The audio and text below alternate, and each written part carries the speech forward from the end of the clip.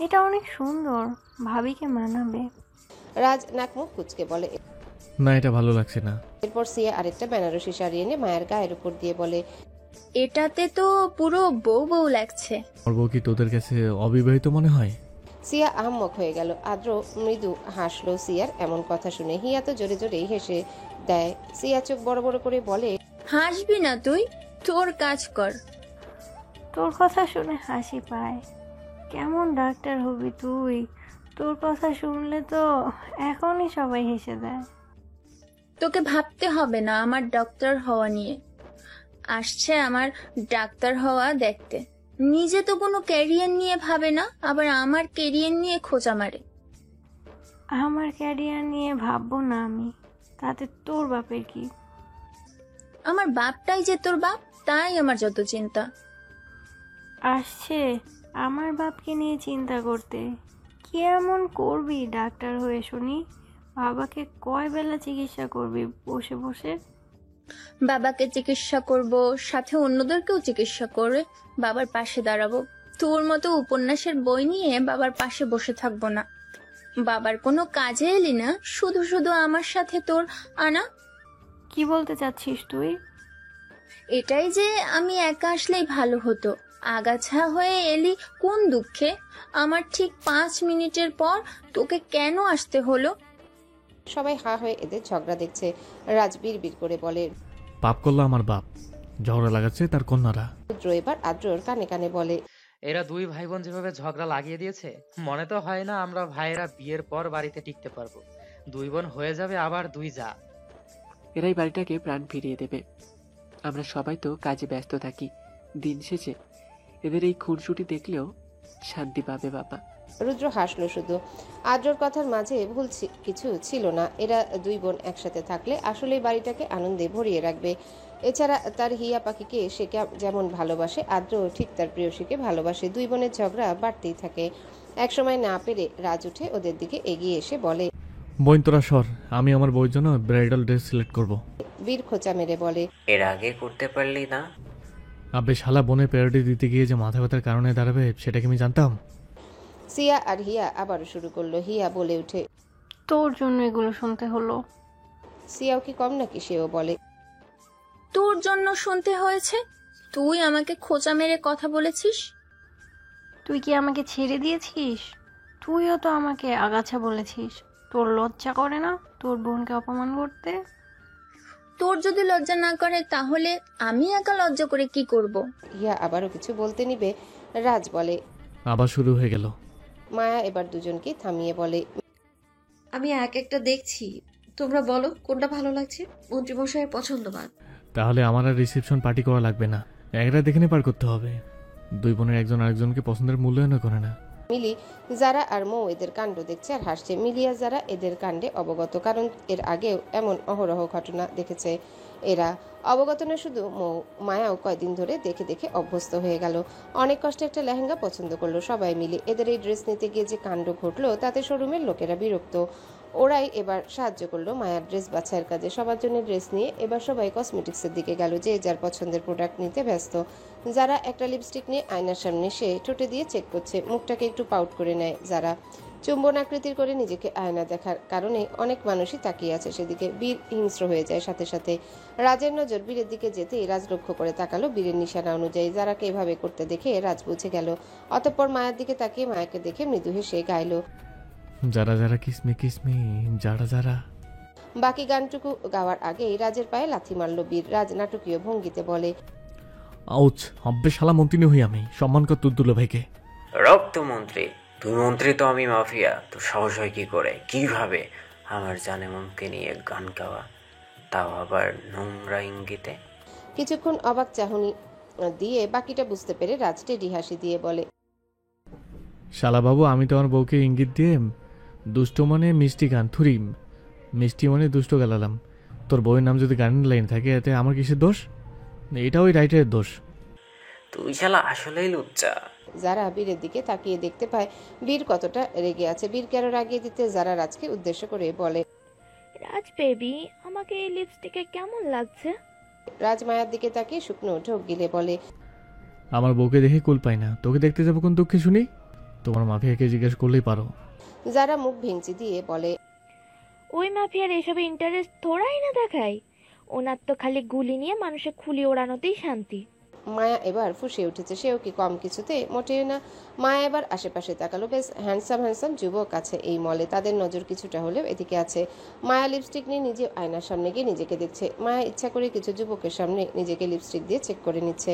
আশেপাশের যুবকরা তাকিয়ে আছে মায়ার দিকে। এটা দেখে রাজ হাত মুট করে উঠে দাঁড়ালো।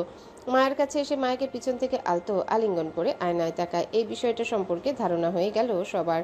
রাজ্যে জেলা সেটা বুঝতে অসুবিধা হলো না কারোর। মায়া মৃদু হেসে রাজের দিকে ঘুরে বলে, এই লিপস্টিক নিলে কেমন হবে মন্ত্রীমশাই? রাজ মায়ার ঠোঁটের দিকে তাকালো, অতঃপর মায়াকে নিজের কাঁধে করে নিয়ে চলে গেল ট্রায়াল রুমে। যাওয়ার সময় হাতে একটা পারফিউম নিল। ট্রায়াল রুমে ঢোকার আগে যুবকগুলো দিকে স্প্রে করে দিল, তাও আবার সবার চোখে। যুবক তিনজন চোখ বন্ধ করে ছুটাছুটি করছে। পিয়াস আর তারেক এসে ওদের সাহায্য করে। ট্রায়াল রুমের ভিতরে এসে রাজ দরজা বন্ধ করে দেয়। মায়া ভ্রু কুচকে বলে, এখানে আনলেন কেন? ড্রেস তো সিলেক্ট হয়েই গেছে। লিপস্টিক সিলেক্টে বাকি আছে। বলেই রাজ মায়ার ওষ্ঠ আঁকড়ে দেয়। মিনিট 5 পর ছেড়ে দিয়ে বলে, টেস্ট গুড। এই ব্র্যান্ডের লিপস্টিক নেবে? স্ট্রবেরি ফ্লেভার আছে, তোমার ঠোঁটের সাথে স্ট্রবেরি টেস্টটাও খুব ভালো যাবে। মায়া কিছু বলল না। রাজ মায়ার মুখটা 2 হাত দিয়ে আলতো করে ধরে কপালে ওষ্ঠ ছুঁয়ে বলে, তুমি ব্যতীত অন্য কোনো নারীর দিকে চোখ তুলে তাকাতে পারি না মায়াবতী। আমার জীবনে সর্বত্র জুড়ে এই এক নারী জায়গা করে নিয়েছে। মায়া হেসে দেয়। রাজ মায়ার নাকে নাক ঘষে বলে, তুমি হীনা আমি শূন্য, তুমি আছো বিধায় আমি পূর্ণ। আমিও মন্ত্রীমশাই। রাজমায়াকে ছেড়ে দিয়ে দরজা খুলে বেরিয়ে আসলো। হিয়া অবাক হয়ে বলে, লিপস্টিক চেক করতেও ট্রায়াল রুমে যাওয়া লাগে? হিয়া কথাটা আসতে বললেও পাশে দাঁড়িয়ে থাকা রুদ্র শুনে নেয়। হিয়ার দিকে তাকিয়ে ধীর কণ্ঠে বলে, তুই চাইলে আমিও তোর লিপস্টিক সিলেক্ট করে দিতে পারি, ঠিক ওদের মতোই। হিয়া রাগী দৃষ্টিতে রুদ্রের দিকে তাকিয়ে বলে, নষ্ট পুরুষের কথাবার্তা নষ্টই হয়, পাশ থেকে সরে যান। বলেই অন্যদিকে চলে যায় হিয়া। রুদ্র ডোন্ট কেয়ার ভাব নিয়ে নিজের জন্য কিছু সিলেক্ট করে। এরপর এক একজন নিজেদের প্রয়োজনীয় জিনিসপত্র কিনে নেয়। যে যার মতো বাসায় চলে এসেছে। বীর আর যারা বাগান বাড়িতে এসেছে। বাড়িতে এসে যারাকে সোফায় ফেলে তার উপর বীর ঝুঁকে রক্তিম দৃষ্টি নিক্ষেপ করে। যারা 2 হাত শক্ত করে ধরে রেখেছে বীর। যারার মুখের দিকে রাগী দৃষ্টি দিয়ে বলে, তোকে অতিরিক্ত ভালোবাসি বলে গায়ে হাত তুলতে পারি না, আর এখনো বিয়ে করিনি বলে ও তোর জোর জবরদস্তি দেখাচ্ছে। কিন্তু জানে মন, তোর ডানা তো দেখছি একটু বেশি উঠছে, ভুলে যাস না আমি কে। মাফিয়া আরহাম খান বীর, যে মানুষের জীবন নিয়ে নেয় এক তুড়িতে, তবে আমাকে কিছুই করতে পারে না। বীর যারাকে আরো শক্ত করে ধরে। যারা চোখ খিচে বন্ধ করে। বীর এবার হিসিয়ে বলে, একবার ওদের অনুষ্ঠান শেষ হোক, এরপর তোকে পার্মানেন্টলি আমার করে নিব। পারবে না তুমি। আমার আর তোমার মাঝে দেওয়াল আছে বীর। আমার ক্ষমতা সম্পর্কে তোর ধারণা নেই, তাই তো? যত বড় শক্তির দেওয়াল আমাদের মাঝে থাকুক, সব ভেঙে গুড়িয়ে দিব। জোর করে ভালোবাসার অধিকার কেন চাও? কারণ তুমি আমার আপনা আপনি ভালোবাসা দিবা না। বীরের কণ্ঠ স্বাভাবিক হয়ে এলো, তাই যারাও নরম কণ্ঠে বলে, কেউ দূরে যেতে চাইলে তাকে দূরে যেতে দিতে হয়। তাহলে যে শূন্য হারিয়ে নিজেকে নিঃস্ব করে দেওয়া হয়, আমি হতে চাই এই নিঃস্ব জীবনের মালিক। একদিন আফসোস করবে এই নিঃস্ব জীবনের জন্য। তুমি আমাকে চাইবে না, বরং গ্রহণ করবে নিঃস্ব জীবনকে। সে একদিন আসার আগে যেন আমার মরণ ঘটে। বীর। বীর কোনো কথা না বলে যারাকে ছেড়ে দিয়ে নিজের ঘরের দিকে যেতে যেতে বলে, আমার ভালোবাসা থেকে পালাই পালাই করবে না, তাহলে পাবে আমার থেকে মরণ ব্যাধি যন্ত্রণা। সবাই ঘুমিয়ে যাওয়ার পর মায়া কল করে রুবিকে। রুবি জানিয়েছে আজ সোনালি ওদের কোম্পানিতে গিয়েছিল। মায়া মেসেজ করে দেয় সে ফ্রি হলে কল দিবে। পাশে তাকিয়ে দেখলো রাজ গভীর ঘুমে আচ্ছন্ন। এই সুযোগে সে ব্যালকনিতে আসে। রুবিকে কল দিতেই রুবি ধরল। মায়া প্রশ্ন করে, ওই মহিলা আমার ওখানে কেন গিয়েছিল? আজকে উনি এখানে এসে আমাকে মোহনা বলে ডাকে। আমি তো মোহনাকে চিনি না, তাই অনেকবার বলেছি যে আমি মোহনা না, আমার নাম রুবি। অদ্ভুত ব্যাপার, উনি মানতেই নারাজ। আমি বারংবার বলেছি এই কোম্পানিতে মোহনা বলে কেউ নেই। উনি শেষমেশ আমাকে মোহনা হিসেবেই দেখছেন। মায়া মৃদু হাসলো। সোনালির ইনভেস্টিগেশনে গরমিল করে ফেলেছে। মায়াকে সর্দার বাড়ির বউ হিসেবে জানে, আর মোহনাকে খুঁজতে গিয়ে অন্য নারীকে ধরে নিল। মায়া দীর্ঘশ্বাস নিয়ে বলে, এরপর অনেক কষ্টে বোঝালাম আমি রুবি। তারপর উনি বললেন আমি নাম পাল্টিয়েছি, হয়তো আমার অভিমান বেড়েছে, কি আবোল তাবোল কথা।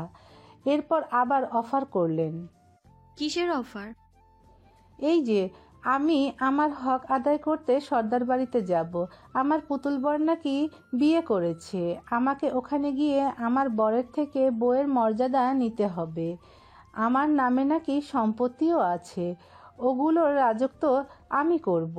আমার দাদু নাকি এটা বলে গিয়েছে যে আমার সাথে আমার পুতুল বরের বড় হলে বিয়ে হবে। আই ডোন্ট আন্ডারস্ট্যান্ড ম্যাম, এই মোহনা কে? আর এই মহিলা আমার পুতুল বর কোথায় পেল? অনেক কষ্টে তাকে তাড়িয়েছি। যাওয়ার সময় উনি বলেছেন আমাকে সময় দিবে, আমি যদি রাজি থাকি তবেই আমাকে উনি হেল্প করবে। এই সমস্ত কথা আমার মাথার উপর দিয়ে গেল। তার উপর আমার আম্মুকে প্রশ্ন করাতে সে তো হেসেই দেয়, বলে আমার দাদু এমন কিছু করেনি, আর আমার পুতুল বর থাকলে এত ঘটা করে পাত্রপক্ষ ডাকতেন না। মায়া নিজেও হেসে দেয়। মায়াকে ভেবে রুবিকে মোহনা বলে দাবি করছে সবাই। আসলে খেলাটা ঘুরিয়ে অন্যদিকে যাচ্ছে। সোনালি এখন চায় রাজের জীবনকে ধ্বংস করতে, তাই তো সে মোহনা সর্দারকে খোঁজ করছে। এবার সবকিছু পরিষ্কার হলো। মোহনাকে এনে মায়ের সাথে দণ্ড বাঁধানো। সতীন খেলা খেলতে চায় সোনালি, ঠিক যেমন নিজেও খেলেছিল। মায়া মনে মনে বলে, এবার তো এই সতীন খেলা হবে না মিসেস সোনালি, এবার সতীন অভিনয় হবে, যেটা দিয়ে আপনাকে বরবাদ করে দেব। রুবি কোনো উত্তর পেল না, তাই নিজেই বলে, হ্যালো ম্যাম, শুনছেন? শুনছি। শোনো রুবি, আমি একটা অফার দিচ্ছি তোমায়। কিসের অফার ম্যাম? তুমি মোহনা সেজেই ওই মহিলার কথায় রাজি হও। বাট ম্যাম, কে এই মোহনা যে আমি রাজি হব? ধীরে ধীরে জানতে পারবে। আর একটা কথা, তুমি এখানে তোমার পুতুল বর রূপে যাকে দেখবে তার থেকে দূরত্ব বজায় রাখবে। শুধু সোনালির কথাগুলো শুনে আমায় জানিয়ে দিবে। তোমার কাজ এখন আমার অ্যাসিস্ট্যান্ট হয়ে আমার ঘরে এসে আমার পেছনে ঘটা কুটকাচালিগুলোর আপডেট দেয়া। রুবির মাথার উপর দিয়ে গেল সবকিছু। শুধু রুবি এটুকুই বলে, ওই মহিলা কি আপনার কেউ হয় ম্যাম? আমার স্বামীর কাকার সেকেন্ড ওয়াইফ। এত পেঁচিয়ে বলার কি আছে বুঝলো না রুবি। হয়তো নিজেদের ব্যক্তিগত ব্যাপার, তাতে রুবির কি? সে তো যাবে মায়াকে সাহায্য করতে। মাস গেলে মোটা অঙ্কের টাকা পাবে। আর মায়া যেভাবে রুবিকে মাইন্ডলি সাপোর্ট করে, এটা অনেকেই করে না আজকাল। মায়ার মতো সাহায্যকারী খুব কম চোখে মেলে। একটু সার্ভিস পেতে গেলে একটু তো কিছু রিটার্নও দিতে হবে। রুবি পারবেও না মায়ার মুখের উপর না করতে। মায়া যে রাগী না জানে, চাকরি থেকে বের করে দেয় এমন ভয় হওয়াটাই স্বাভাবিক। তাই রুবি রাজি হলো মায়ার প্রস্তাবে। জানালো, আমি আসবো ম্যাম। কালকে ওই মহিলাকে কল দিয়ে বলবে তুমি তোমার পুতুল বরের থেকে অধিকার আদায় করতে চাও। Okay ma'am. এরপর কি হয় আমায় টেক্সট দিও। আর হ্যাঁ, আবারও মনে করিয়ে দিই, ওই পুতুল বরের কাছে ঘেঁষার চেষ্টাও করবে না। এর ফল কিন্তু খারাপ হবে খুব। এই মায়া যেমন মায়াবতী হতে জানে, ঠিক তেমনি হিংস্রবতী রূপ নিয়ে রক্তবতী হতেও পারে। রুবি শুকনো ঢোক গিলে বলে, মনে থাকবে ম্যাম, আমি আপনার কথার বিরুদ্ধে যাব না। মায়া কল কেটে দেয়। রুবি স্বস্তির দম নিল। কাল থেকে নতুন রূপে নতুন পরিবেশে যাবে। বেচারি জানেও না সে যে যেখানে যাচ্ছে ওটা তারই প্রেমিকের বাড়ি। সেই প্রেমিক যে তাকে ধোকা দিয়ে ফুর্তি করছে, আর সে যাকে কাল পুতুল বর বলবে সে আসলে মন্ত্রী শাহমীর রাজ। জানলে হয়তো এখনই ভয়ে কেঁপে উঠত। পার্লারে এসেছে মায়া, যারা, সিয়া, হিয়া, মো ও মিলি। গার্লস গ্রুপ সব এক জায়গায় বসে আছে, সবাই সাজবে। এরপর চলে যাবে কমিউনিটি সেন্টারে। সিয়া, হিয়া, মৌ, মিলি এরা অন্যদিকে সাজতে ব্যস্ত। যারা একাই অনেক ভালো সাজতে পারে, তাই সে কারো হেল্প নিল না। মায়াকে সাজানো শেষ। যারা এটা দেখে বাকিদের দিকে এক পলক তাকিয়ে মায়ের কাছে এলো। মায়া যারাকে দেখে মৃদু হাসলো।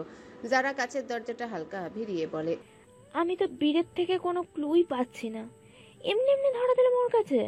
মায়া হাতে থাকা চুড়িগুলা দেখছে আর বলছে, আমার মন্ত্রী মশাই আর ভাই এরা খুবই ধূর্ত, কোনো কিছু খুঁজে পাওয়া এত সহজ নয়। শুধু কি ওরা ওই আদ্র আর রুদ্র এদের সাথে সামিল আছে? আমি গ্যারেন্টি দিয়ে বলতে পারি। আমরা সবাই পড়ে আছি ওই সোনালির বরবাদ করতে, কিন্তু ওরা চারজন কেন ওদের প্রতি পদে সাহায্য করছে এটাও বুঝতে পারছি না। আমার তো ইচ্ছে করছে এখনই ওই সোনালিকে খুন করে দিই। তুমি শুধু একা না, আমিও চাই ওই কাল নাগিনীকে নিজের হাতে শেষ করে দিতে, যে আমার বাবা মাকে খুন করে আমার সম্পত্তি নিজের নামে আত্মসাৎ করতে চায়। তবুও তো তোমার বাবার পাওয়ার তুমি পেয়েছো। এটা সম্ভব হয়েছে কারণ তুমিই আমাকে গোপনে সাহায্য করেছো। মায়া মৃদু হাসে। যারা এবার প্রশ্ন করে, তুমি কেন রাজকে সরাসরি প্রশ্ন করছো না? মন্ত্রীমশাই আমাকে কিছুই জানাবে না, তার মাঝে অন্য কিছু ঘুরছে। আমি দেখেছি বিষয়টা। আমি কেন মন্ত্রীমশাইকে একসেপ্ট করলাম, কতটুকু কি জেনেছি, এগুলো নিয়ে যেন তার আগ্রহ দেখানোই নেই। উল্টো আমি কিছু বলতে গেলে সে এড়িয়ে যায়। প্যানিক নিও না, ঠিক হয়ে যাবে। মায়া রাগের সাথে উঠে দাঁড়ায়, সামনে থাকা টেবিলে শক্ত করে বাড়ি দিয়ে বলে, কিভাবে বলছো প্যানিক না নিতে? তোমার বাবা মায়ের মৃত্যুতে তোমার মধ্যে কি যাচ্ছে এটা আমি অবশ্যই উপলব্ধি করি, কিন্তু আমার মধ্য দিয়ে কি যাচ্ছে এটা কি বুঝবে কেউ? আমি নিজ চোখে দেখেছি আমার মাকে অত্যাচারিত হতে। আমি আমার মাকে বাঁচাতে গেলে উল্টো আমার উপরেই পাল্টা আঘাত করা হতো। কত সহ্য করেছি আমি, তুমি জানো? যে বয়সে বাবা মায়ের একসাথে ভালোবাসা পাবো সেই বয়সে আমি বাবাকে দেখতাম মাকে অবহেলা নির্যাতন করতে। আমার বলতেও বুক কাঁপে, আমার বাবা আমার মাকে কালো বলে অবজ্ঞা করত। আমার মায়ের প্রেগনেন্ট অবস্থায় আমাদের বাড়ি ছাড়া করে। করুণা করেনি ওই রাতে, কেউ করুণা করেনি। আমাকে লাথি মেরে বের করা হয়, আমার মাকে ট্রাক দিয়ে আমার সামনে মারা হয়। ভাগ্যিস ভাই এসেছিল, নাহলে তো আমার বোনকে পেতাম না। আমার এখানেই খটকা লাগছে যে আন্টিকে যদি বীর পেয়েই থাকে তাহলে মৌকে বাঁচাতে পারলো, আন্টিকে কোথায় রাখলো? ভাই তো জানালো মাকে নাকি হসপিটালে রেখে যাওয়া হয়, মায়ের মৃত্যু হয়। বোনকে নিয়ে দৌড়াদৌড়ি করতে গিয়ে ভাই পারেনি মাকে নিয়ে কোনো ব্যবস্থা করতে। এটা সত্যি যে বোনের তখন খারাপ অবস্থা ছিল। ট্রাকের ধাক্কাটা অনেক জোরেই লাগে, বড় সমস্যা হয়, সাথে আমিও ভেঙে পড়ি, মানসিকভাবে অনেক ঝামেলা করি। আমাকে অ্যাসাইলামে পাঠানো হয়েছিল আর বোনকে নিজের কাছে রেখেছিল, তাই মায়ের কবর কোথায় কেউ জানি না। আমার কেন জানি মনে হচ্ছে ভিতরে কিছু একটা রহস্য আছেই। না হলে সব রকম চেষ্টা করেও কেন আমরা ওই মহিলাকে নিজের আস্তানায় আনতে পারছি না? কেন বারবার রুদ্র আর রাজ মিলে ওদেরকে বাঁচাচ্ছে? এটা আমারও মনে হয় কিছু তো একটা কারণ আছেই। কয়েকবার তুমি আর আমি আড়ালে ওই মহিলাকে ট্র্যাপে ফেলতে চেয়েছি, কিন্তু সব রকমভাবেই বিফল হয়ে যায়। এটা জানতে হবে আমাদের। তাছাড়া আয়রাকে কেন বিয়ে করতে চেয়েছিল মন্ত্রীমশাই, এটাও একটা পয়েন্ট। এগুলো জানতে হবে, কিন্তু কিভাবে জানবো? আমি তো সবার পেছনে স্পাই লাগিয়েছি, সোনালি ছাড়া কারো স্পাই সঠিকভাবে তথ্য দিতে পারেনি। শুধু এইটুকু জেনেছি রুদ্র একজন সিক্রেট সিআইডি অফিসার। সেও কি তবে কোনো রহস্যের উদ্ঘাটন করছে? এটা তো শহর ইনভেস্ট করছে ও, কিন্তু কি নিয়ে এটা জানা সম্ভব না। ওদের সবকিছু গোপনে চলে, কেউ কারো সিক্রেট ফাঁস করে না। ওরা আরো কিছু বলতে নিবে, মৌ এসে দরজা খুলে বলে, তোমাদের হলো? আমাদের সাজ শেষ। আমাদেরও হয়েছে। বলেই বের হয় সবাই। কমিউনিটি সেন্টারের সামনে এসে হাজির হলো সব মেয়েরা। শুধু আসেনি যারা, ও বীরের সাথে আসবে। যারা আসতে চাইছে না, আসলেই সোনালির সম্মুখীন হতে হবে।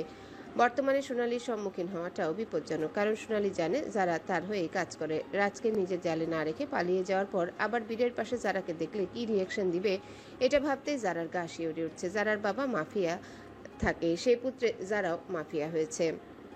সোনালি হতে সাহায্য করছে, কিন্তু যারার বাবার যে ক্ষমতা ওটা সোনালি দখলেই বেশি। না হলে কি আর সোনালি এত কিছু করতে পারতো?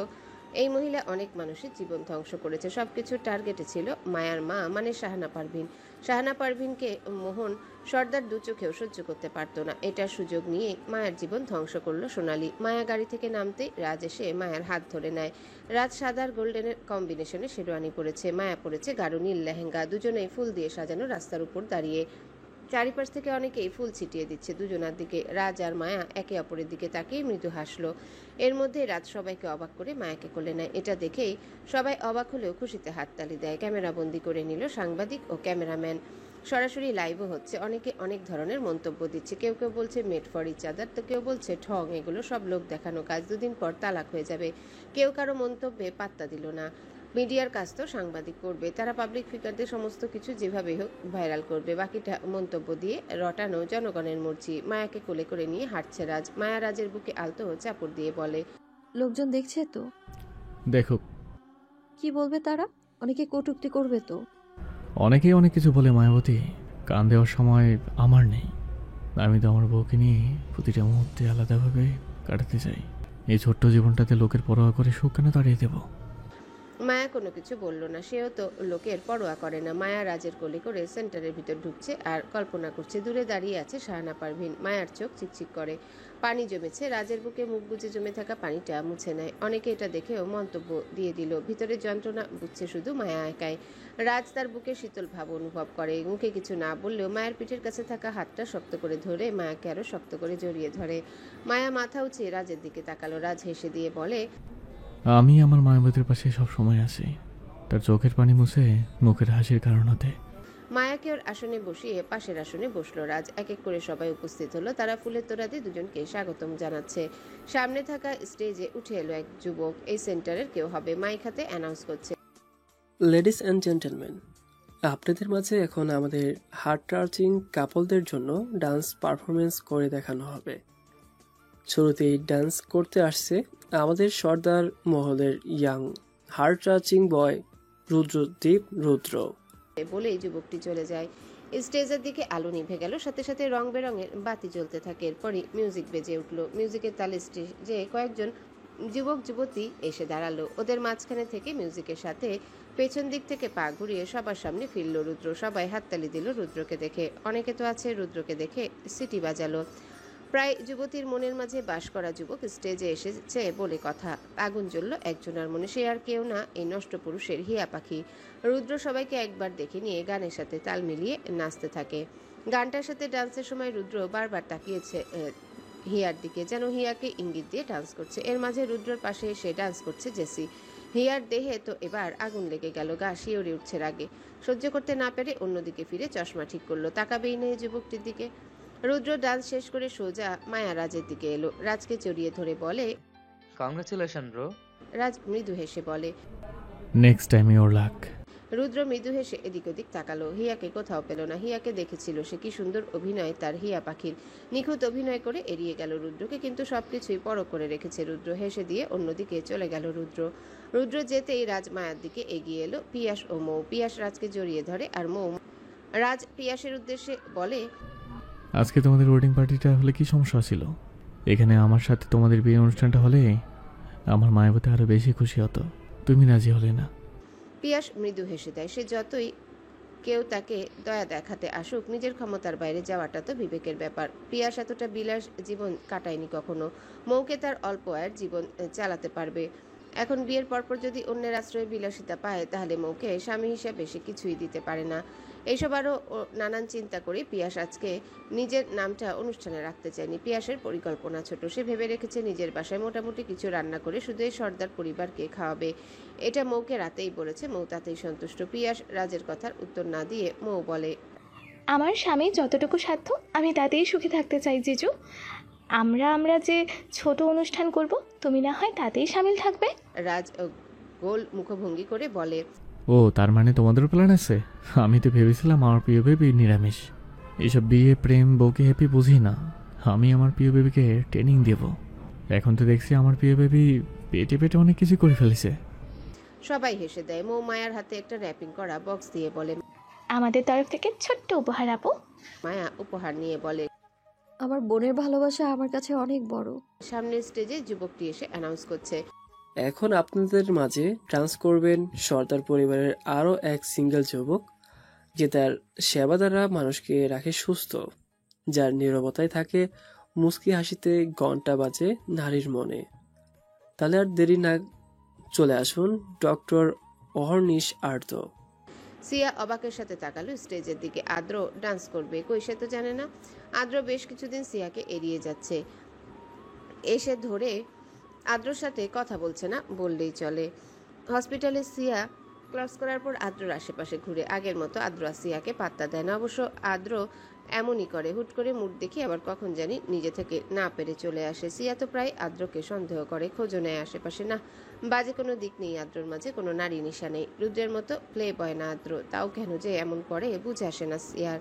আদ্র ডান্স ফ্লোরে আসে, সাথে দুই পাশে দুইটা মেয়ে। এই প্রথম আদ্র ডিজে মিউজিকের সাথে ডান্স করছে। মিউজিকের সাথে ডান্স করতে করতে গান বেজে উঠলো। গানের তালে সানগ্লাস চোখে দিয়ে ডান্স করছে আদ্র সানগ্লাস রাখার কারণে ওর দিকে লাইটের আলো বেশি রাখা হয়েছে। কালো চশমা। গানেও যে আদ্র এভাবে আশেপাশে সবার মন জয় করতে পারে এটা ভাবনার বাইরে ছিল সিয়া মনে মনে ফুসলো। চোখ এড়ালো না রাজের। হিয়া আর সিয়া তার দুই বোন আজ তার বিয়েতে চলছে। এদেরকে জ্বলতে দেখে রাজ মুচকি হাসলো শুধু। আদ্র ডান্স শেষ করে রাজ মায়ের দিকে এসে বলে, congratulation bro and Mayawati. Mayawati only for me. No, you mistakenly said it. দাদু আমাদের সবাইকে মায়াবতী বলতে শিখিয়েছে। শুধু তোমার নজরে সে তোমার বউ, আর আমাদের নজরে আমার কলিজার বোন। রাজ মৃদু হাসে। মায়া ওদের কথা শুনে স্পষ্ট মায়া তাদের কাছে আগে থেকে ধরা পড়ে আছে। কিছুই বলল না মায়া, শুধু আদ্রর কাছ থেকে উপহার নিল। আদ্র চলে গেল নিজের কাজে। রাজ দেখছে সিয়া আদ্রকে দেখছে আর রাগে ফুঁসে উঠছে। সিয়া রাগ নিবারণ করতে না পেরে অন্যদিকে চলে গেল। হিয়াকে তো অনেক আগেই যেতে দেখছে ওই দিকটায়, এখন আবার সিয়া। রাজ বিড়বিড় করে বলে, এই দুটো আবার কোন ঝগড়া বাঁধবে আল্লাহ জানে। আমি গিয়ে সামলাই, না হলে ঝামেলা আছে। রাজকে উঠে অন্য কোথাও যেতে দেখে মায়া প্রশ্ন করে, কোথায় যাচ্ছেন? একটু ঘুরে আসছি। মাহমুদ সর্দার চোখ রাঙিয়ে বলেন, তোমার বিয়ের অনুষ্ঠান আজ একটু স্থির হতে পারো না? যে বউ বউ করে কানে ফানা তুলিয়ে দিচ্ছ, আজ আবার তাকে সেরে উঠে যাচ্ছ। রাজ চবোধক উচ্চারণ করে বলে, এমনভাবে বলছে না আমি আমার বউকে রেখে আরেকটা বউ আনতে যাচ্ছি। আমার বউ সমেত অনুষ্ঠানটা যেন সুস্থভাবে হয় তারই ব্যবস্থা করতে যাচ্ছি। এখন লক্ষ্মী বাবার মতো ওদিকটা দেখো, আমি আসছি। মাহমুদ সর্দার চাইলেও পারছেন না রাজকে কিছু বলতে। অবশ্য তিনি বলেনি বা কখন। কিছু একটা বলতে নিলে রাজ পাল্টা জবাব এমনভাবে দেয় যেন তার মুখটাই বন্ধ হয়ে যায়। সিয়া এসে হিয়ার পাশে দাঁড়ালো। দুজনে সেন্টারের এক কোনায় রেলিং ধরে দাঁড়িয়ে। হিয়ার নিশানা দূর আকাশের দিকে, চশমা চোখে আকাশটা দেখতে ব্যস্ত। সিয়া ওর পেছনে এসে উল্টো দিক হয়ে আঙ্গুল খুঁটছে। কিছুক্ষণ নীরবতা পালন করে সিয়া বলে, এরা দুই ভাই নিজেকে কিভাবে বলতো? ভ্রুকুটি করে হিয়া বলে, দু ভাই কোথায়? একা ও লম্পট লোকটা নিজেকে মহান কিছু ভাবে। দেখলি না কেন ধেই ধেই করে নাচলো? তুই তো শুধু তার নাচ দেখেই চলে এলি। আমি তো এতদিন যাকে নিরামিষ ভাবতাম তাকেও নাচতে দেখলাম। হিয়া আশ্চর্যের সাথে পিছনে ফিরল। সিয়ার মুখটা দেখে হেসে দিয়ে বলে, আরো গর্ব কর তুই। তোর হবু স্বামী নাকি অনেস্ট। কতবার বললাম পুরুষ মানুষের মনেই ঝামেলার। খোঁচা মারলি তুই। আমি তোর কাছে আমার কষ্ট শেয়ার করতে এসেছি। তোকে আমি আগেই সতর্ক করেছি। আমারই ভুল তোর মতো বাদর মার্কা বোনের কাছে মনের কষ্ট শেয়ার করতে আসা। আসতে গেলি কেন রে আমার সাথে? আমি বলেছিলাম আসতে। রাজ দৌড়ে এসে এদের ঝগড়া দেখে মাথায় হাত। তাও একটু স্বস্তির নিঃশ্বাস নেয়, কারণ ঝগড়ার সূচনা হলো মাত্র। মাত্রাতিরিক্ত কিছু হয়নি। সিয়া পাল্টা কিছু বলতে নিবে রাজ হাততালি দিয়ে বলে, আরে বাহ, আমার দুই বোন দেখি সে বুদ্ধিমান। আমার বোন হয় নাকি গোবর ঠাসার তোদের মাথায়। আমি তোদের নিয়ে গর্ববোধ করি, কি করে বলতো? হিয়া চশমা ঠিক করে রাজের দিকে ফিরল। সিয়া রাজকে উদ্দেশ্য করে বলে, ও ঝগড়া বাদালে আমি কি করব? হিয়া কিছু বলতে নিবে রাজ বলে, আমি জানি তোরা কেন কষ্ট পেয়েছিস।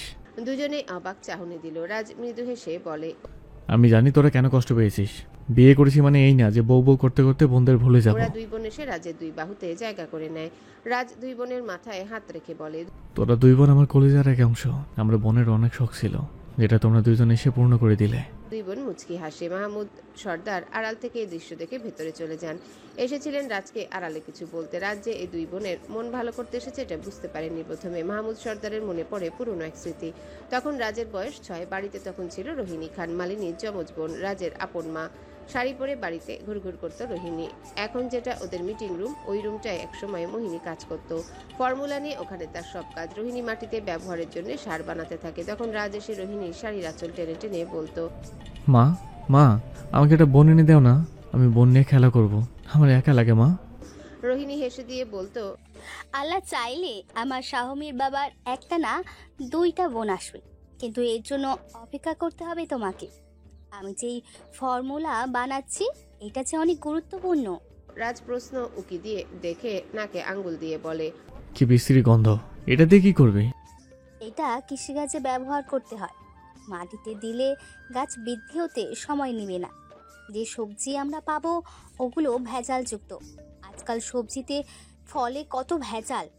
এগুলো থেকে রেহাই পেতে এই ফর্মুলা। আর এই যে শিশি দেখছো, এইটা পানিতে দিতে হবে মাছ চাষের জন্য। এখানে এক এক শিশি এক এক কাজে।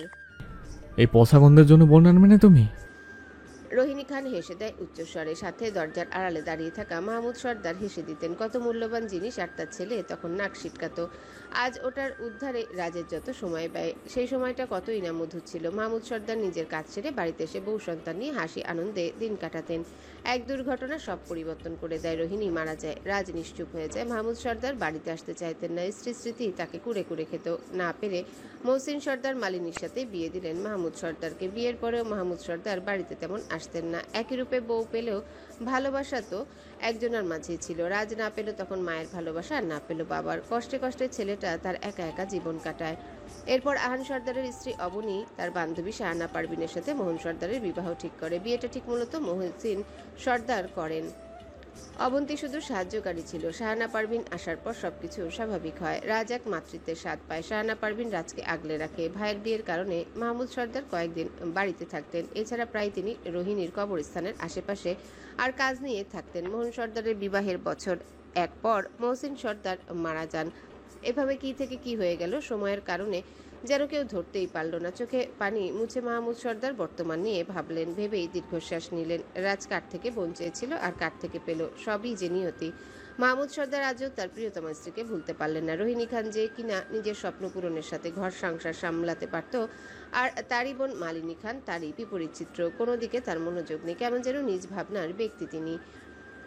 এমন না যে মাহমুদ সর্দার তাকে বুঝতে চায়নি। স্বামী হিসেবে তিনি মালিনীকে যথেষ্ট সম্মান দিতে চেয়েছিলেন, নিয়তিকে মেনে নিয়েছিলেন, কিন্তু মালিনীর ব্যবহার তাকে বিষণ্ণ করে দিত। মাহমুদ সর্দার চশমা চোখে দিয়ে আবারও চলে গেলেন অনুষ্ঠানের দিকে। রাজ দেখলো তার বাবাকে যেতে। রাজ মৃদু হেসে বলে, তোমাদেরকে একটা জিনিস শিখিয়ে দেয়, কেউ যদি দেখবি একটু আঘাত করেছে তোদেরকে, তোরা তাদেরকে একই নেমে পাল্টা আঘাত করবি। দুই বোন অবাক হয়ে বলে, মানে? আরে বোকা বোনেরা আমার, তোদেরকে যে বিষয়টা আঘাত করেছে তোরা কি চাস না তারাও আঘাত পাক? হিয়া চুপ থাকলেও সিয়া ক্ষিপ্ত হয়ে বলে, হ্যাঁ চাই তো। আমি তো ওনার এসব ব্যবহারই বিরক্ত। তুইও এবার তাকে বিরক্ত করে দে। কিভাবে? যেভাবে তোকে রাগিয়ে দে ঠিক সেইভাবে। সিয়া কিছুক্ষণ ভাবলো, ভেবে বলে, ডান্স করব নাকি? কিন্তু আমি তো একটু গুলুমুলু, হিয়ার মতো স্লিম হলেও না হয় মানাতো। একটু গোলুমুলো তাতে কি এমন হয় শুনি? ঢেপসি মোটাও না তো না। হিয়ার থেকে প্রশংসা পেয়ে সিয়া অবাক। রাজ হাসলো শুধু। সিয়া হিয়ার হাত ধরে বলে, তাহলে তুই পার্টনার নিয়ে নাচ করবি? আমি কোন দক্ষে নাচতে যাব? আমার মনে থোড়াই না আগুন জ্বলে। রাজ দুজনার মাঝে হাত উঁচিয়ে দুজনকে শান্ত করে বলে, তোরা এবার ঠিক কর একানা দোকান নাচ করবি, আমি গেলাম, কিন্তু আমার বিয়ের মতো অনুষ্ঠানে ভণ্ডামি করবি না বলে দিলাম। বলেই রাজ চলে গেল। সিয়া রাজকে যেতে দেখে বলে, তুই যে রুদ্র ভাইকে দেখে জ্বলছিস এটা মনে হয় আমি জানি না। ফালতু কথা বলবি না। তোর ওই নষ্ট হবু দেবরের জন্য আমি চলি না। নাটক করবি না কিন্তু হিয়া, আমি কিন্তু তোর বোন হই, তোর মন পড়তে জানি। কি এমন উদ্ধার করেছিস মন পড়ে? শোন হিয়া, ভাইয়া কিন্তু ভালো বলেছে, আমাদের এটাই করা উচিত, না হলে ওরা শুধু কষ্ট দিয়েই যাবে আর আমাদের কষ্ট পেতেই হবে। এখন আমি অন্তত বারবার কষ্ট থাকতে চাই না, তাই আমি নাচতে যাচ্ছি। তুই কি করবি তোর ব্যাপার। পার্টনার কোথায় পাবো শুনি? অহরহ জেন্টলম্যান আছে এই পার্টিতে, তোর কি নজরে নেই? মনে মনে হিয়া বলে, একজনকে দেখেই খোল পাই না, বাকিদেরকে দেখবো। স্বাভাবিক কণ্ঠে বলে, খেয়াল করিনি আমি। চল তাহলে। সিয়া আর হিয়া পার্টনার খুঁজতে থাকে। এদিক ওদিক তাকিয়ে দেখলো ওদের দিকে দুইজন যুবক চেয়ে আছে। দৃষ্টি এমন যে এরা শুধু অনুষ্ঠানে সিয়া আর হিয়াকেই চেনে। সিয়া এবার হিয়ার কাঁধে হাত রেখে বলে, ওদেরকে দেখছিস? হিয়া পরখ করে দেখে বলে, সামনেই তো আছে, কেমন যেন লজ্জা লজ্জা দেখতে। আরে রাগ তোর লুচ্চা, ডান্স তো পারবি। আরে কেমন বাজে নজরে দেখছে, বাজে নজরে আছে, দেখতে পাচ্ছিস না নাকি আমার মতো তোরও চশমা লাগবে? শোন হিয়া, লুচ্চা ছেলেরা ডান্স করে অনেক সুন্দর, আর 5 মিনিটের জন্যই তো ডান্স। তুই আর আমি আহামরি নাচতে জানি না, পারফেক্ট নাচতে ওরা আমাদের সাহায্য করবে। ঠিক হবে কি সিয়া? আলবাত হবে, আর ওরা আমাদের সাথে অসভ্যতা করতেও পারবে না। মন্ত্রীর বোন আমরা, কিছু করলে ভাই ওদের হাত দুটো টুকরো টুকরো করে দিবে। দুনিয়ার সব মানুষ জেনে রাখছে আমরা কার বোন। জানা দরকার, চল তো। সিয়া আর হিয়া ওদের কাছে গেল। রুদ্র ভ্রু উঁচিয়ে দেখছে দুজন যুবকের সাথে সিয়া আর হিয়াকে কথা বলতে। রুদ্র ইশারা করে আদ্রকে বলে, ওরা ওখানে কি করছে? গন্ডগোল পাকাতে চাইছে হয়তো। ছেলে দুজন সুবিধার না ভাই, এটাকে আমি চিনি খুব ভালো করে। বড় লোকের বিগড়ে যাওয়া ছেলে, রোজ রাতে নষ্টামি করে। তার সাথেই তোর হিয়া পাখি কথা বলছে। এদিকে তোকে যেন কি বলে, নষ্ট পুরুষ। মুখটা পাংশুটে করে বলে রুদ্র। আদ্র মৃদু হাসে। রুদ্র হিয়ার দিকে তাকিয়ে বলে, অন্যরা করলে প্রেম লীলা, আর আমি করলেই ক্যারেক্টার ঢিলা। আদ্র আর রুদ্র নজর রাখছে সিয়া ও হিয়ার দিকে। এর মাঝে চারিপাশ অন্ধকারে ছেয়ে গেল। অন্ধকারে কেউ কারো মুখ দেখতে পাচ্ছে না। সবাই তোড়জোড় শুরু করে দিল কি হয়েছে জানার জন্য। এর মাঝে সবার চোখে মুখে নীল সবুজ রঙের ছোট ছোট আলোর দেখা মিলে। ডান্স ফ্লোরে দেখা যায় দুজন যুবতী, যাদের এন্ট্রির সাথে আলোকিত হয় পরিবেশ। সবাই হাততালি দিল দুই যুবককে দেখে। রাজ সিটি বাজিয়ে বলে, সাবাস আমার বোনেরা। মায়া চোখটা কুচকে রাজের দিকে তাকালো। এদের বিষয়টা মায়া তেমন ভালো কিছুই জানে না। নিজের প্রতিশোধে এতটাই মশগুল যে এসবের খোঁজ নেওয়া হয় না। সিয়ার হিয়া ডান্স ফ্লোরে এসেই ডান্স শুরু করে। নাচের মাঝে পিছন থেকে দুজন যুবক আসে। সিয়ার হাত ধরে একজন, হিয়ার হাত ধরে আরেকজন গানের সাথে পারফর্ম করছে, যেটা দেখে চোখে মুখে হিংস্রতা প্রকাশ পায় দুজন যুবকের। আদ্র চশমা ঠিক করে তাকালো সিয়ার দিকে। রুদ্র তাকিয়ে আছে হিয়ার বাম হাতের কাঁধের দিকে। লেহেঙ্গার ওড়নাটা বেশ খানিকটা ঝুঁকে আছে। হিয়ার একটু অসচেতন হলেই যেন পড়ে যাবে। এদিকে হিয়ার পার্টনার হিয়ার কাঁধে হাত রেখেছে, তার নজর যেন বিশ্রী। সে নিজে থেকে চায় হিয়ার ওড়নাটা খুলে যাক। রুদ্র হাত মুষ্টি করে আছে, দৃষ্টি এড়ায়নি মায়া ও রাজেরও। রাজ যেই উঠতে যাবে মায়া ওকে আটকে দিয়ে বলে, লাভ রিভেঞ্জ লাভ পার্টনারের মাঝেই সীমিত থাকা ভালো। রাজ মায়ের কথা শুনে নিজেকে সামলে রুদ্রের দিকে তাকালো। রুদ্রের হাত মুষ্টি দেখে বুঝে গেল মায়ার কথা। ছেড়ে দিল বোনের সুরক্ষা অন্যজনের হাতে। যার কাছে বোনকে বিয়ে দিবে কিছুদিন পর, তাকে একটু পরীক্ষা করাই যাক। একা বোন কেন চোখের পানি ফেলবে? আদ্র রক্তিম দৃষ্টি দিয়ে রুদ্রের পাশে এসে বলে, আজকে রাতে আমার কেবিনের পাশটা ফাঁকা আছে, তুই ব্যবস্থা করলে ওখানে ফ্রিতে কারো অপারেশন করাতে পারি। রুদ্র আর চোখে আদ্রকে দেখে মৃদু হাসলো। অতঃপর তাকালো ডান্স ফ্লোরের দিকে। হিয়ার ওড়না নামার আগেই ওর ডান্সের মাঝে হাত উঁচিয়ে সামলে নিয়েছে। হিয়া ওর আগের সাথে তাকালো ওর ডান্স পার্টনারের দিকে। মন তো চাচ্ছে এখানেই পুঁতে দিতে, কিন্তু রুদ্রকে দেখাতেই এত নাটক। ডান্স শেষ হতে হিয়া ওর পায়ের হিল দিয়ে যুবকটির পায়ের উপর দিল এক চাপ। যুবকটি ব্যথায় কুকিয়ে উঠে পা ধরে বসে পড়ে। হিয়া মুখে হাত দিয়ে বলে, আমি দুঃখিত, বুঝতে পারিনি এভাবে লেগে যাবে। সিয়াও কম না। এতক্ষণ তার কোমরে হাত দিতে চাওয়া যুবকটার 12টা বাজিয়ে দিল। যুবকটি যখন সিয়ার দিকে হেসে হেসে তাকালো, সিয়ার সঙ্গে সঙ্গে ওকে ল্যাং মেরে ফেলে দিল। দৃশ্য চোখ এড়ায়নি। আদ্রের মৃদু হেসে বলে, এই সামান্য শাস্তি তো তার প্রাপ্য নয় প্রেয়সী। He deserve more punishment for touch my লাভ।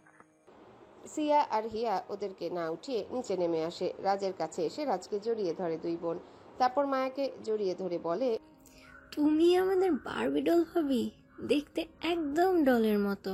মায়া সহানুভূতির হাসি দিল। রাজ মায়ার দিকে তাকিয়ে বলে, তোদের এই ডল ভাবে আমাকে কখন করে দিল? বিড়বিড় করে বলা কথা শুনতে পেল না কেউই। সবাই যার যার জায়গায় চলে যেতে ডান্স ফ্লোরে চলে আসে আরও এক জুটি। ব্ল্যাক স্যুট পরে উল্টো দিকে ফিরে ডান্স করছে সে। অনেকে তাকে চিনলেও চিনতে পারছে না। মালিনী ও সোনালি। গানের তালে যেই সে পিছনে ফিরে মালিনী হেসে দিয়ে বলে, বীর বাবা। সোনালি কোনো ভান বনন্ত দেখায়নি। বীর নাচ করছে। বীরের সাথে থাকা মেয়েটির মুখ এতক্ষণ পাতলা কাপড় দিয়ে ঢেকে রাখা ছিল। এবার সেও মুখ থেকে টান দিয়ে কাপড়টা খুলে। এবার ঝটকা খায় সোনালি। চোখ বড় বড় করেই বলে, যারা নাচতে থাকে। যারা এসে বীরকে জড়িয়ে ধরে ডান্স করে। এটা দেখে মাথায় যেন বজ্রপাত পড়ল সোনালির। বীর এই চাহনি দেখে যারাকে আরো শক্ত করে আলিঙ্গন করে নেয়। রাজ মায়ের কানের কাছে মুখ নিয়ে বলে, এভাবে চিপকা চিপকি করছে তোমার এই ভাই, আর আমি একটু হাত ধরলেই দোষ হয়ে যায় না? শাট আপ মন্ত্রী মশাই, আমার ভাই এমন ছিল না, এই চিপকে এসে বানিয়ে দিয়েছে ওকে। আসলে আমার শালা ছিল প্রেমের দিক থেকে এলা ভোলা, আর এখন দেখো ড্যান্স দিচ্ছে ঝাঁকানাকা। মায়া চোখ রাঙিয়ে তাকালো।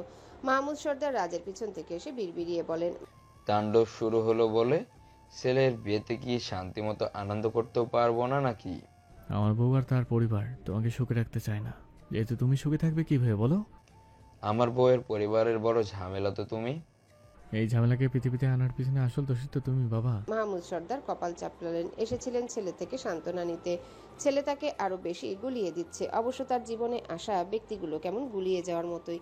এই যে তার প্রথম ও দ্বিতীয় স্ত্রী দুজনেই জমজ ছিলেন, তারা এক ঝামেলা, নিজ বাড়িতে আরেক ঝামেলা। মোহন সর্দার তো উটকো ঝামেলা বাঁধালো। শাহানা পারভিনের তরফ থেকে এলো মায়া, এরপর সোনালীকে বিয়ে করে এলো মিহির ও মিলি। এদিকে মাহমুদ সর্দারের শালার ছেলের সাথে মোহন সর্দারের শালীর মেয়ের সম্পর্ক, তার উপর আবার সোনালী চালছে আরেক চাল। এগুলোর মাঝে আছে তার লাগামহীন পুত্র, তার দুই কন্যা, আবার তারই বাবার দ্বিতীয় পক্ষের নাতিদের দিকে গলে যাচ্ছে। বেচারা বৃদ্ধ লোকটার জীবন ঘেটে ঘোয়া হয়ে গেছে।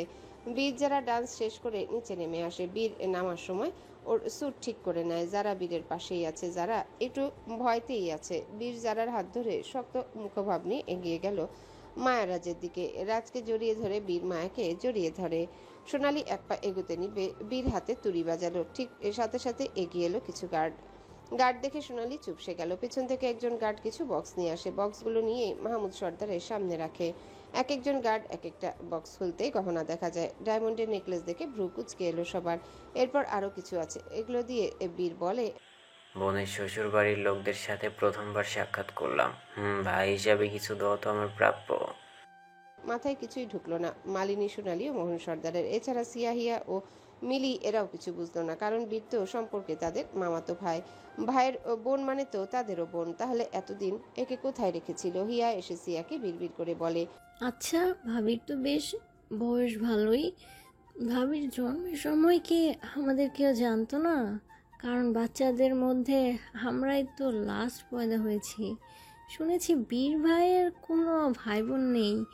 এই বোন কোথা থেকে আসলো? আসমান থেকে টপকে পড়েছে, ঠিক তোর মতো। তুই যেমন আমার পর অপ্রয়োজনে এসেছিস, ঠিক তেমন।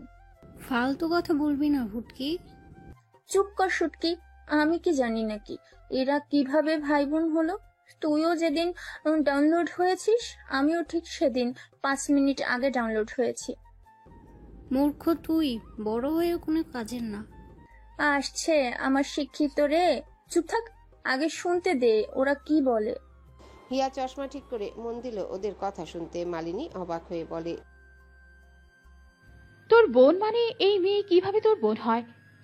বীর উল্টো ঘুরে বলে, প্রথমত বোনকে এই মেয়ে নয়, নিজের বৌমা বলতে শিখো ফুপু। দ্বিতীয়ত আমার বোনকে আঘাত দেওয়ার চেষ্টাও করবে না। তোমার বোন হলো কিভাবে? তোমার বাবা মায়ের আরো সন্তান আছে বলে তো আমাদের জানা ছিল না। এটা তো আমাদেরকে বলো। সোনালীর কথা শুনে বীর ভিলেনি হাসি দিয়ে বলে, রক্তের সম্পর্ক না থাকলেও ভাই বোনের বন্ধন আমাদের গড়েই উঠেছে। এই বিষয়ে জানে আমার বাবা মা।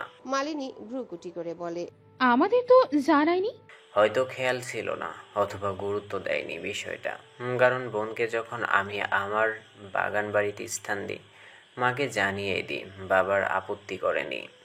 ওদের পরিচয় কি? আমার এক আন্টির সন্তানেরা। আন্টি অ্যাক্সিডেন্ট হওয়ার কারণে আমি আমার কাছে রেখেছি।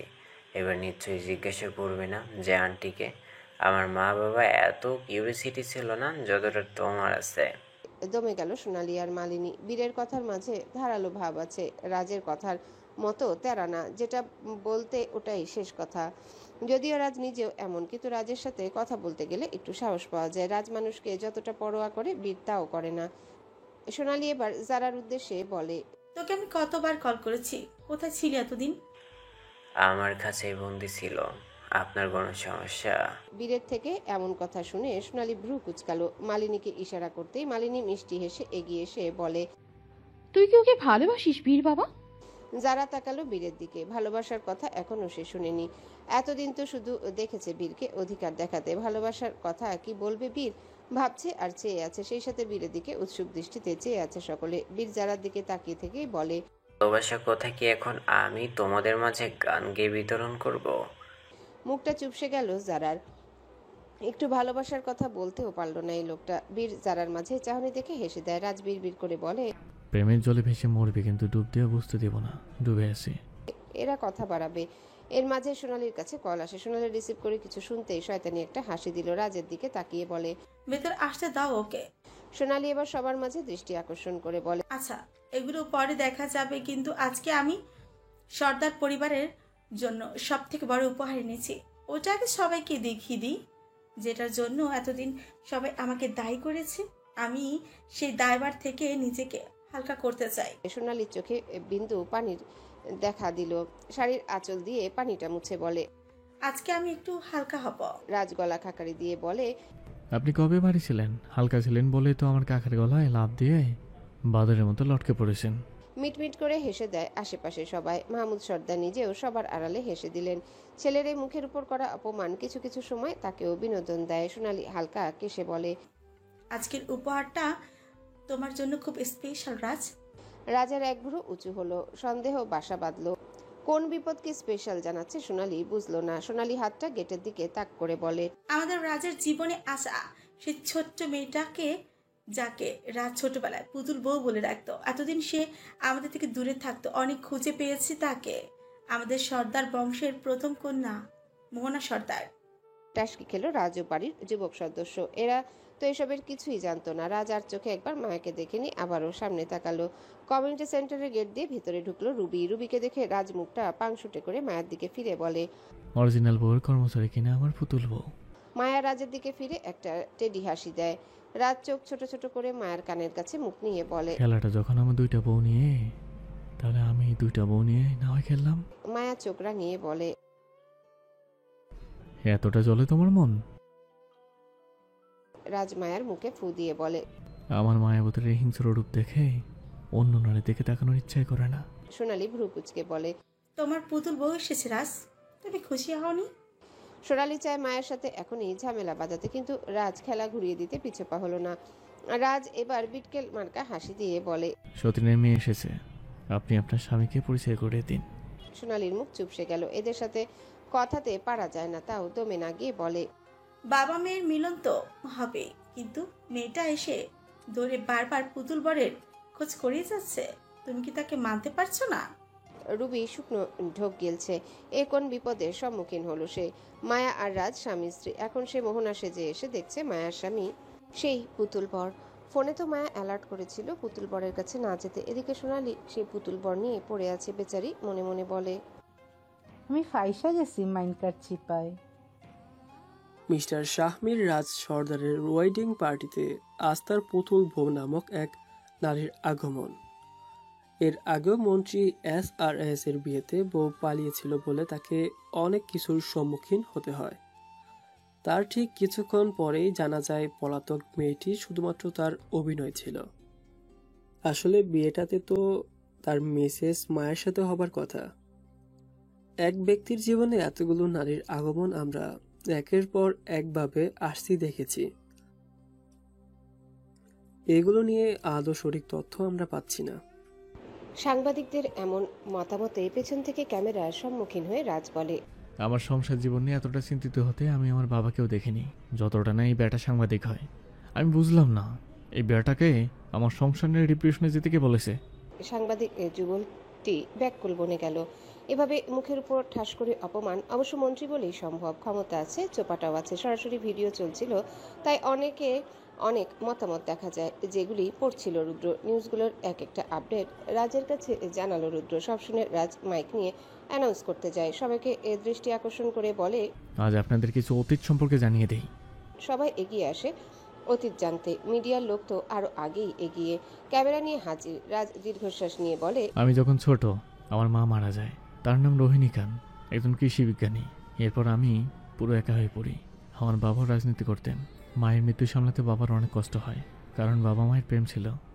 বাবা অনেক সময় আত্মহত্যা করতে চায়। শেষের বাক্যটি শুনে সবাই মাহমুদ সর্দারের দিকে তাকালো। মাহমুদ সর্দার চোখ থেকে চশমা খুলে রুমাল দিয়ে চোখটা মুছলেন। রাজ আবারও বলতে শুরু করে, এরপর কয়েক মাস যেতেই বাবাকে বিয়ে দেয় আমার মায়ের যমজ বোন মিলিনী খানের সাথে। এটা অনেক বুঝিয়ে আমার দাদু আর নানু করেন। তাদের বিয়েটাও আমার ছোট বোন মানতে নারাজ ছিল। প্রথমত সৎমা বলে এসেও কান ভেঙাতো, আমি এড়িয়ে যেতাম। আমার দ্বিতীয় মাকে আপনারা অবশ্যই বুঝতে পারছেন আমার তখন কি অবস্থা ছিল। সবাই রাজের কথা শুনে কষ্ট পেল যেন। রাজ অবশ্য মালিনীর কিছু বিষয় ধামাচাপা দিয়ে বলেছে মালিনীকে মহৎ বানানোর জন্যে। শেষমেশ দেখতে গেলে সেই সর্দার বাড়ির সদস্য মাহমুদ সর্দারের বউ হিসেবে সে সম্মান প্রাপ্য। রাজের সাথে হওয়া অনাদর না বলাই শ্রেয়। রাজ একটু থেকে বলে, আমার বাবা ও দ্বিতীয় মায়ের বিয়ের কয়েক বছর পর আমার সেজো কাকা মানে মানে আহসান সর্দারের ওয়াইফ, তার বেস্ট ফ্রেন্ড, তার সাথে ছোট কাকার বিয়ে দেওয়া হয়। বৈবাহিক জীবন মোটামুটি ভালোই যায়, সব থেকে ভালো দিন যায় আমার জন্য। আমার ছোট মায়ের মধ্যে আমি আমার মায়ের স্নেহ পেতে থাকি। তাদের বিয়ে 4 মাসের মাথায় আমার ছোট মা নব মা হওয়ার অনুভূতি পায়। ছোট মায়ের গর্ভে বেড়ে ওঠা বাচ্চাটির জন্য উৎসাহিত ছিলাম আমি আর দাদাজান।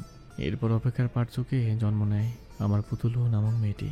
আমার দাদাজান চেয়েছিল তার সাথে বিয়ে হোক আমার। সেকালে দাদাজান আমাদের হাতে টিপস দেয়। এরপর আমরা বাধ্য সন্তানের মধ্যে মিশতাম। বলা চলতো আমি আর সেই পুতুল একসাথে ছিলাম। আমার আরেক ভাই অনিশ আদ্র, আমরা 3 জনে একসাথে বেশ বাধ্য সন্তান হয়ে থাকতাম। আমরা এক একজন ছিলাম বাবা থেকে মা ভক্ত। এটার কারণ আমরা 3 জনে একসাথে আমাদের পছন্দগুলোকে মিলিয়ে রাখতাম। দিন ভালো যায়, কিন্তু আমাদের পারিবারিক ব্যাপারটা একটু অনুন্নত হয়ে ওঠে। দিন ভালোই চলে যায়। আমাকে আমার মামার দেশে নিয়ে যান। সেখানে দেখা হয় আমার মামাতো ভাই আরম খান বীরের সাথে। আমরা সমবয়সী, একসাথে দিনগুলো 20 মিনিটের মতো কাটাতে থাকি। হঠাৎ একদিন জানতে পারি আমার দাদাজান মারা গেছেন। এরপর আরও দুর্ঘটনার খবর আসতে থাকে। আমি নাকি বড় ভাই হয়ে গেছি, কিন্তু সেও হারিয়ে গেল। তাকে হারিয়ে আমার বাবা আমার দ্বিতীয় মা পাগল পেরায়। সন্তান হারানোর কষ্ট বাবা মায়ের জন্য মরণের যন্ত্রণার মতো। বাবা মায়ের হুঁশ জ্ঞান হারিয়ে যাওয়ার উপক্রম প্রায়। এর পরের বছর পেরোতে পারেনি আমার ছোট মা সড়ক দুর্ঘটনায় মারা যান। সেই সাথে নিখোঁজ ছিল আমার সেই ছোট পুতুল বউ। তাকে অন্য হয়ে খুঁজেছে আমার বাবা, ঠিক যেমনটা আমার দ্বিতীয় ভাই হারিয়ে যাওয়ার সময় খুঁজেছিল। এত বেশি উন্নত প্রযুক্তি না থাকায় কাউকে খুঁজে পেলাম না। আজ হঠাৎ সেই পুতুল বউ নামক মেয়েটির আগমন, যাকে এতদিন সর্দার মহলে সবাই মৃত্যু ভাবত, কিন্তু আমাকে এখনই জানিয়ে দিতে ইচ্ছে করছে আমি আমার মায়াবতীতে আসক্ত। আমার বউ আমার মায়াবতী। সে যতই আমার অতীত আসুক, আমি শুধু আমার বউ রূপে তাকেই চিনি, যাকে আমি কবুল বলে গ্রহণ করেছি। আর কোনো প্রশ্ন? সাংবাদিকদের দিকে তাকিয়ে বলে রাজ। রাজের কথা শুনে অনেকেই চোখেই পানি। এখানে উপস্থিত সবাই রাজের কথাতেই সন্তুষ্ট। রাজ যেহেতু পাবলিক পার্সন, তাই তাকে সবার কাছে পরিষ্কার থাকতে হবে। পারিবারিক ব্যাপার গোপন রাখা শ্রেয়, কিন্তু কিছু ব্যাপার গোপন রাখা মানে পরবর্তীতে বিষের আগমন ঘটানো। এই যেমন সোনালি করতে চেয়েছিল, রাজ সেই সুযোগ দিল না। সোনালি ক্ষিপ্ত নয়নে চেয়ে আছে। রুবি স্বস্তির নিঃশ্বাস নিল। এই সাইকো নারীর স্বামীকে পুতুলবর বলে রাখতে হবে না। এমনিতেও রুবি এসব ঢং করতে পারে না। মায়া এগিয়ে এসে রুবির হাত ধরে বলে, তুমি আমার ননদ হও? রাজ খুশখুশ করে কাশলো। পেছন থেকে মিটমিটি হেসে মজা নিচ্ছে বীর, আদ্র ও রুদ্র। নিজের স্থানে আরেক নারীকে রেখে তাকে ননদ বলা হচ্ছে, এমন দৃশ্য দেখে হাসি ছাড়া কি বা লাগবে। রুবি মায়ের দিকে ফিরে আলতো হেসে মাথা উপর নিচ করে। মায়া বলে, আমি তোমার বড় ভাবি, তোমার অতীতে থাকা পুতুল বরের কালেমা কাবিনার পরিপক্ক আইনগত বউ। আমাকে ভাবি বলে রাখবে। রুবি এতক্ষণ চুপ থাকায় গলা শুকিয়ে গেছে। তার মুখটা হা করে কোনো রকমে শুষ্ক গলায় বলে, ঠিক আছে ম্যাম। সবাই রুবির দিকে অবাক হয়ে তাকালো। মায়া ভ্রু উঁচিয়ে বলে, ম্যাম না, ভাবি। ভাবি? হ্যাঁ ভাবি। মন্ত্রীমশাইয়ের বউ এখন আমি, তার বউ তো তোমার ভাবিই হবে। আচ্ছা ভাবি। রুবি মনে মনে বলে, এই সর্দার মহলে মোহনা সর্দার আসলে কে? আমাকে কেন যে ঢুকালো ম্যাম, আল্লাহ ভালো জানে। আল্লাহ যাই করো, আমি যেন বিপদে না পড়ি। রুবি ভয়েতে আছে। সোনালি এসে রুবির হাত ধরে নিয়ে গেল মোহন সর্দারের সামনে। মোহন সর্দারের উদ্দেশ্যে বলে, এই দেখো মোহন, তোমার মোহনা। সেদিন রাতে তুমি রাগ করে ভেতরে চলে যাওয়ার পর মোহনাকে হারিয়েছিলে। কত কষ্টই না পেয়েছো মেয়েটাকে হারিয়ে। আমি কথা দিয়েছিলাম একদিন ঠিক এনে দিব তোমার মেয়েকে। আজ দিলাম আমি তাকে এনে। মোহন সর্দার আদুরে হাতে মেয়েকে আগলে নিলেন। এতগুলো বছর পর মেয়েকে দেখে বাবার মন উতলে উঠেছে। মেয়েকে দেখে আনন্দে চোখের পানিও ফেললো। কান্না মিশ্রিত কণ্ঠে বলে, আমার মোহমা। রাজ হামিদি মাহমুদ সর্দারের পাশে দাঁড়িয়ে বলে, এই রাতে বউ নিয়ে কোথায় বিশ্রাম নেব তা না বাবা, আর নকল মেয়ের ঢং দেখছি। নকল মেয়েটা আসলো কোথা থেকে? তোমার বৌমার মুখের দিকে একবার তাকাও, ট্রায়াল তো ওই জাত মুখটায়। মাহমুদ সর্দার একবার মায়ের দিকে তাকালেন। মায়া হাসছে রহস্যের হাসি। মাহমুদ সর্দার বলেন, তোমার বউ আবার কি চাল চালাতে চাইছে? আমার বউয়ের মাথায় কখন কোন ড্রামা চক্র ঘুরে, এটা যদি আমি বুঝতাম তাহলে তো আজ আমি পারিবারিক ড্রামা না দেখে নিজ ঘরে বউ নিয়ে ঘুমাতাম, তাই না? আজকে ব্যাপারটা কিন্তু ভালোই ঠেকছে না। তুমি এতটা হেয়ালি করতে যেও না ব্যাপারটা। মায়ামা কিন্তু রাগী মস্তিষ্কের, যখন তখন ঝামেলা বাঁধিয়ে দিতে পারে। জানোই তো ওর মেন্টালি কন্ডিশন। চিন্তা করবেন না বাবা, আমার বউ হাতে নেবে বন্দুক, আমি তাকে উপহার দেব গোলাপ। গোলাপের টানে তোমার বৌমার হাত থেকে সরে যাবে বন্দুকের টান। এছাড়া তুমি পারোই বা কি? বউদের ম্যানেজ করতে এই অস্ত্র ছাড়া অন্য কোনো কিছু লাগলে তুমি আমাকে সেই অস্ত্র সম্পর্কে জানিয়ে দাও। তোমাকে দিব অস্ত্র। আসল কথা বলো না বাবা। কি? বউদের প্রেম ছাড়া অন্য কিছুতে আটকানো যায় না? আমার সামনে থেকে সরে যাও তুমি। তোমার কাছে থাকতেছি না আমি, শুধু জানতে এসেছি বিপির ওষুধ ঠিকঠাক রেখো। রাতে বাসায় গিয়ে ওষুধ খেয়ে নিবে আগে। কেন? কাল থেকে নতুন নাটক যে দেখতে হবে। আমার ছেলেটা আমাকে নিয়ে কত ভাবে। খোঁচা মেরে বললেও রাজ বিটকেল হাসি দিয়ে বলে, বাবার কিছু হলে নাকে চোখে পানি নিয়ে কান্নার কষ্টটা দেখানোর মুড এখনো আসেনি বাবা, তাই নিজের শরীরে যত্ন নাও। এখন কিসের মুডে আছো তো শুনি? তোমাকে দাঁড়া ডাক শুনিয়ে দেওয়ার মুড আছে। কানের কাছে কথাটা বলে রাজ দিল হাঁটা। রাজের এই একটা গুণ আছে, উচিত কথা বলে দিয়ে দাঁড়িয়ে থাকে না। মাহমুদ সর্দার যদি কানের গোড়ায় একটা দেয়, সেই ভয়টা রাজের মনে আছে, তাই আগেভাগেই কেটে পড়ে। বাড়িতে এসেছে সবাই, রুবিকে নিয়ে আদিক্ষেতা চলছে। এখনো বিরক্ত হয়ে দেখছে কয়েকজন, যাদের কাছে এগুলো জানা। মোহন সর্দার তো মেয়েকে কোলে বসিয়ে রেখেছে, প্রায় মানে পাশে বসিয়ে চোখের পানি ফেলছে। মাহমুদ সর্দার এবার বিরক্তিকর ভাব নিয়ে বিড়বিড় করে বলেন, নাটক যে কত দেখবো এ বয়সে আল্লাহ ভালো জানে।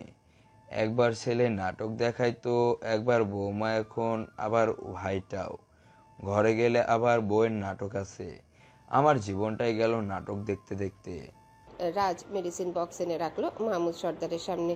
সার্ভেন্টকে বলে পানি আনালো। মাহমুদ সর্দারের রাতের ঔষধ খুঁটে খুঁটে দিচ্ছে রাজ। এই কাজটা বেশিরভাগ সময় রাজ নিজের হাতেই করে। মাহমুদ সর্দারের ছোটখাটো বিষয়ে রাজ অনেক সচেতন। বাসায় থাকলে মাহমুদ সর্দারের আগে সেবা করবে, 2 দিন পর পর প্রেশার মাপে, ডায়াবেটিস মাপে। বাবাকে নিয়ে প্রায় প্রায় ঘুরতেও যায়, বিশেষ করে তাজের কাছে। একসাথে বাবা ছেলে নীরবে সময় কাটায়। এখন মাহমুদ সর্দার এখন আফসোস করেন, কেন তিনি রোহিণী মারা যাওয়ার সময় রাজকে সময় দিলেন না। তিনি নিজেকে দোষারোপ করলেও পরিস্থিতি তো তাকেও একা করে দেয়। তার মানসিক অবস্থা খারাপ ছিল। রোহিণী রোহিণী করতে করতে তিনি যে কতবার আত্মহত্যা করতে চেয়েছিলেন, ওটা ওই সময়কার সবাই জানে।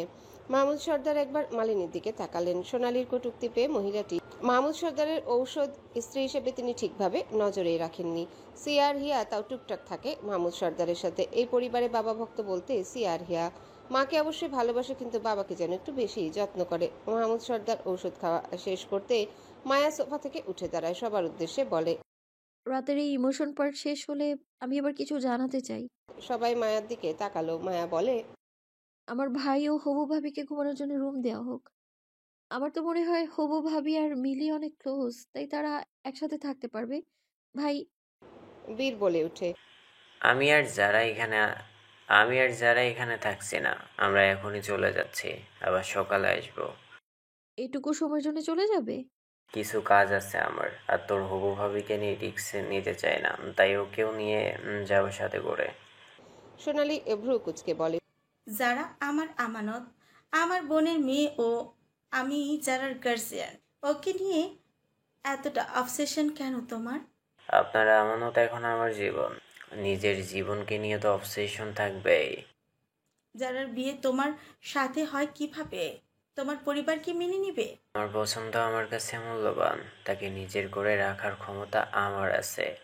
তাকে একটা টোকা কেউ দিতে আসলে শেষ হয়ে যাবে সে, সেখানে কেউ বাধা দিবে এটা আপনি ভাবলেন কিভাবে? সোনালী চুপ করে আছে। মালিনী বলে, বীর বাবা, মেয়েটাকে নিয়ে ভাইয়ের সাথে কথা বল একবার। দুঃখিত ফুপু। বলেই বীর জারার হাত আঁকড়ে নিয়ে বলে, আমি আমার জীবনে আসা এই নারীকে নিয়ে এত আতঙ্ক বা অপশনাল হিসাবে থাকতে চাই না। She is only my heart, and heart always have to be only one. তুমি তোমার বাবা মাকে মূল্যায়ন করবে না? অবশ্যই, বাবা মা আমার জীবন, আমি তাদের সুখের কথা চিন্তা করি। তারা আমাকে জন্ম দিয়েছেন, কিন্তু বাবা মাকে বলে আমি যারাকে আমার জীবনে রাখবো কিনা এটা বিচার করে চলতে পারবো না। বাবা মা জানতে পারবে অতি শীঘ্রই। কি অদ্ভুত ব্যাপার, তাই না? তোমার 2টা বোন আছে, ভালোবাসার মানুষ আছে, কিন্তু তোমার বাবা মা জানি না। সোনালীর কথাতে পাত্তা না দিয়ে বীর বলে ওঠে, অদ্ভুত ব্যাপার তো। এটাও যে একজন পুরুষের বউ আছে, বাচ্চা আছে, জেনেও আপনি পুরুষটিকে নিজের করে নিলেন। কতটা ধিক্কার পাওয়ার মতো কাজ করেছেন আপনি। ওই বাচ্চা মেয়েটির উচিত ছিল আপনাকে গলা টিপে মেরে ফেলা, আমি হলেও তাই করতাম। বীরের এমন কথাতে তেলে বেগুনে জ্বলে ওঠে সোনালি। জারার দিকে চোখ রেখে বলে, তোর সামনে আমাকে অপমান করছে, তুই তাও ওর পাশে দাঁড়িয়ে আছিস। তো কি আপনার পাশে গিয়ে নাগিন ডান্স দিব আবারও? নাগিন সেজে কি করে অন্যের সংসার ভাঙতে হয় সেই প্রশিক্ষণ দিবেন আপনি ওকেও? পারেন তো এগুলোই করতে, কিন্তু এবার আর এমনটা হবে না। রাজ কথা থামিয়ে বলে, আরে ভাই, তুই তো জানটাকে নিয়ে এখন বিদায় হও, আর আমিও আমার জানটাকে নিয়ে বিদায় হই। সবাই রাজের দিকে তাকালো। রাজ বলে, না মানে আমার ঘর থেকে চলে গেলে তো বিদায় হওয়া হয়। সকল ঝামেলা পার করে মাত্র ঘরে আসলো মায়া ও রাজ। ঘরে ঢুকেই মায়া অবাক। ঘরের চারপাশটা বৈবাহিক জীবনের প্রথম রাতের মতোই করে সাজানো। মায়া চারিপাশ দেখছে আর পিছন থেকে দরজা লাগিয়ে দেয় রাজ। রাজ দরজা লাগিয়ে দিতেই পিছনে ঘুরে মায়া বলে, আর কত বাসর হবে মন্ত্রীমশাই? বাসরে বাধা যতবার আসবে ঠিক ততবার। বাসর নতুন যুগলদের হয়। আমরা কি পুরাতন? আজকেও তো রিসেপশন পার্টি হলো। মায়া এসে বিছানায় ছিটিয়ে রাখা গোলাপের পাপড়ি ছুঁয়ে দেখছে। রাজ মায়ের গা ঘেঁষে বসে মায়ের গলার কাছে নাক ঘষতে থাকে। মায়া রাজের চোখের দিকে চোখ রাখে। মায়া যে হাত দিয়ে ফুল ছুঁয়ে আছে, রাজ ওই হাত ধরে মায়ের হাতের উল্টো পিঠে চুম্বন দিল। মায়ের হাত টান দিয়ে উঠিয়ে দাঁড় করালো রাজ। মায়ের কোমর নিজের দুই হাতের মাঝে নিয়ে নেয় রাজ। মায়া হেসে দিয়ে বলে, আপনিও না মন্ত্রীমশাই? রাজ দুষ্টু হেসে বলে, আমি কি মায়াবতী? অসভ্য একজন। মুখে একটু লাগাম দিতে পারেন না? সবসময় এমন অভদ্র ভাষা প্রয়োগ কেন করেন? রাজ মায়ের মুখে চুম্বন দিয়ে মায়াকে আরো শক্ত করে আলিঙ্গন করে বলে, অভদ্র হয়েছি তোমারই প্রেমে, তাই কাছে আসো না, আরো কাছে আসো না, একটু ভালোবাসো না প্লিজ। রাজ গান গাওয়ার মাঝে মায়ের কানের লতিতে আস্তে করে এক কামড় দেয়। মায়াও রাজকে জড়িয়ে রেখেছে। গান শেষ করে রাজ বলে, হ্যালো বন্ধুরা, পরবর্তী পার্ট খুব তাড়াতাড়ি আসবে, তো সবাই অপেক্ষায় থাকো। আর চ্যানেলটি যারা এখনো সাবস্ক্রাইব করোনি তারা পরবর্তী পার্ট দেখার জন্য চ্যানেলটি সাবস্ক্রাইব করে রেখো। ধন্যবাদ সবাইকে, আমাদের সাথেই থেকো।